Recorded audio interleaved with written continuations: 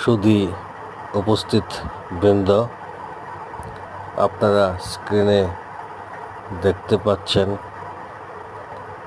Potato germination করার পদ্ধতি, আলু অঙ্কুরোদ্গম পদ্ধতি। অ্যালোভেরা দিয়ে এভাবে আলুটাকে পরিষ্কার করে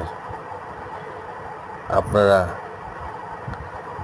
একটি ঝুড়ির মধ্যে ধানের খড় মিশিয়ে